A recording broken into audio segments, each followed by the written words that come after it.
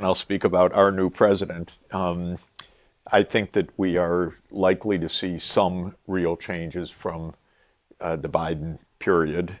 I do think the Ukraine war is likely to end, and that's a hugely beneficial thing.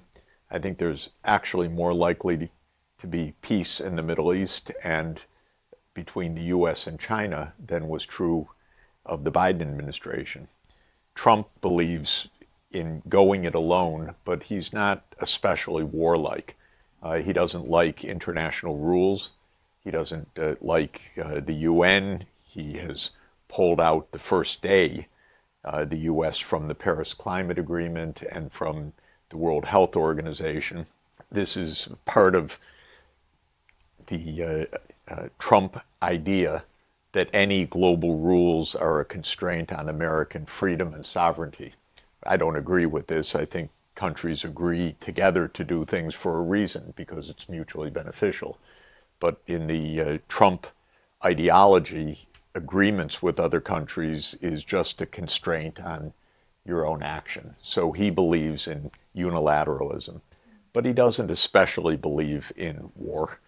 In fact, I think on balance, he will avoid war even more than Biden did. Biden represented the mainstream military-industrial complex of the United States. In the mainstream U.S. approach, war is part of American power.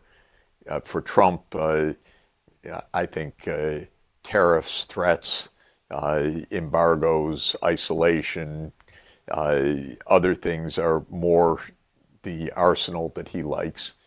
Trump is going to be nasty in the Western Hemisphere, probably more than he's going to be in the Eastern Hemisphere.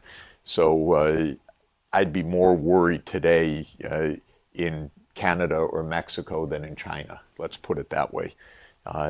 With Canada and Mexico, Trump doesn't exactly know or care where the borders are necessarily. He thinks Canada is part of the United States. He thinks Mexico is a pain in the neck for the United States, and he'll do what he wants to do. And so I wouldn't feel very comfortable being the United States' next door neighbor right now. But when it comes to China, he said he wants peace, and I rather believe that, actually, at least peace in among the major powers.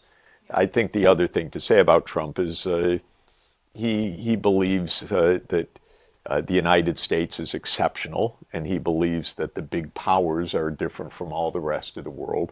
He rather likes big, powerful countries and powerful leaders. He'll want a good relationship with Vladimir Putin. This is not the same with Biden.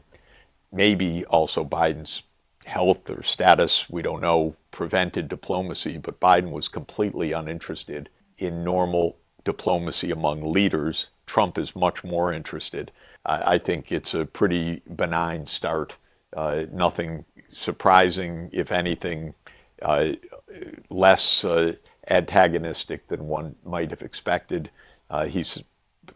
Trump says he wants to visit China. That's a good thing. Absolutely. I hope that happens. Trump says he wants peace. I really hope that happens because that's the single most important issue for the whole world.